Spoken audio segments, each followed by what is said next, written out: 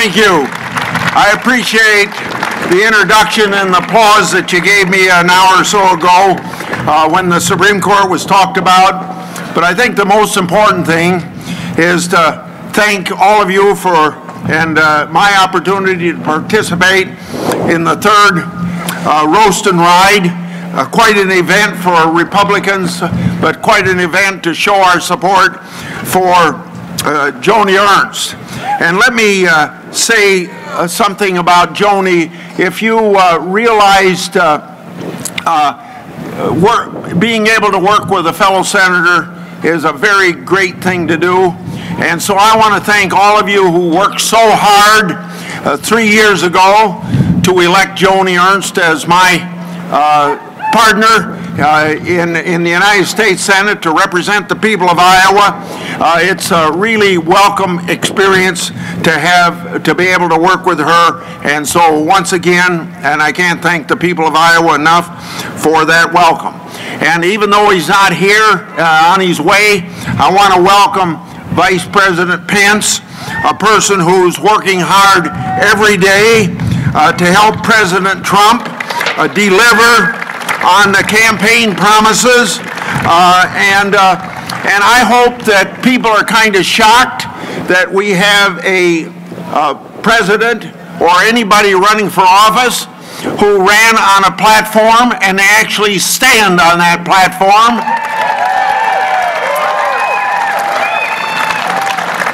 And in every respect that the Constitution allows and the law allows, President Trump is trying to deliver on those, and you've seen not only the delivery of what he can do as an individual, but you've seen him sign, President Trump has signed 14 resolutions of disapproval where we have rescinded regulations from the previous administration that were not good for the economy. And then you already heard from my friend and colleague, Senator Tim Scott, and just a wonderful breath of fresh air in the United States Senate, and serving with him on the Finance Committee, leading to what we hope will be a really great tax reform measure later on this year. And of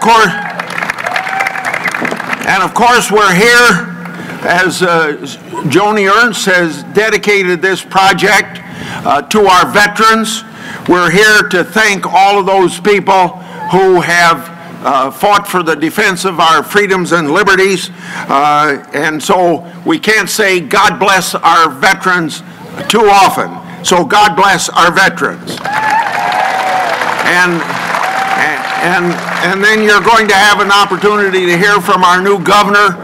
But there's no doubt in my mind that a person that has served with Governor Branstad for 6.5 years and been with him on most everything that he's been involved in is very much prepared to carry on the good government that we've had for the last 6.5 years, and under Governor Branstad for 22 years.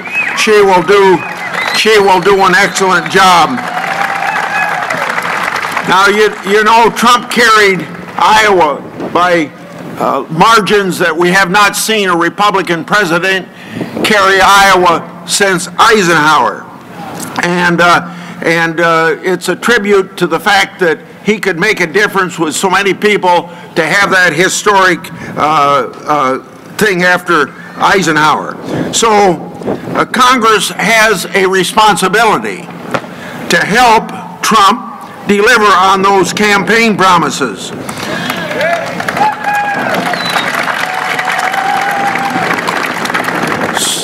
So far, we have not produced the way we should produce. And I hope that we can get back to getting together on a unanimity to get things done, because there's so much that needs to be done. Now, we did do well in having the president appoint a strict constructionist to the Supreme Court and getting them proved.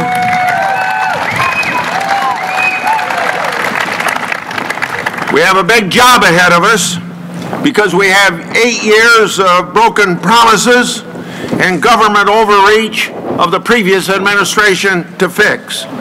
A broken VA system, a broken immigration system, a broken Obamacare system, a broken tax code, and Uncle Sam happens to be broke.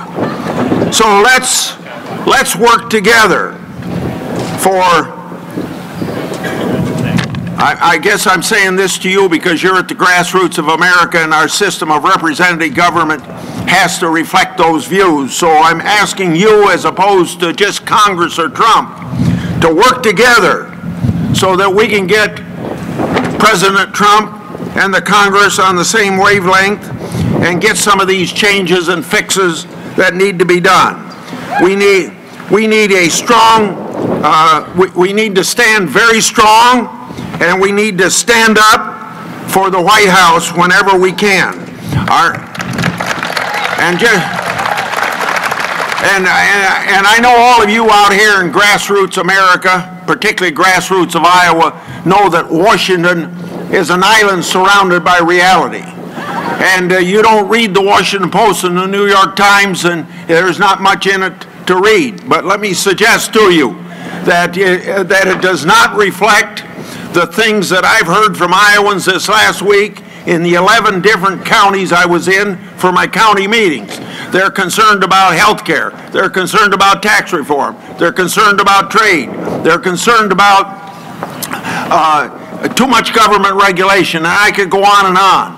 But you don't see those things being discussed in Washington, D.C. through the media that gets so much attention nationwide. So from you, the grassroots of America, it means that you have to stand strong and you have to stand up for the best policies, and those policies carried out by this president who won in a historic way in our state is our responsibility. It's for our national security and it's for our prosperity, are very much dependent upon it.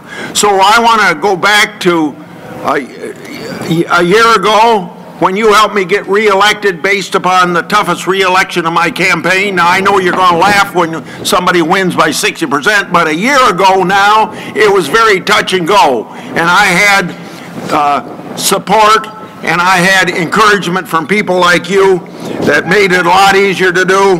And my pledge, with the strong support you gave me, is to pledge to work very hard, harder than I ever have before, for the people of Iowa. Thank you very much.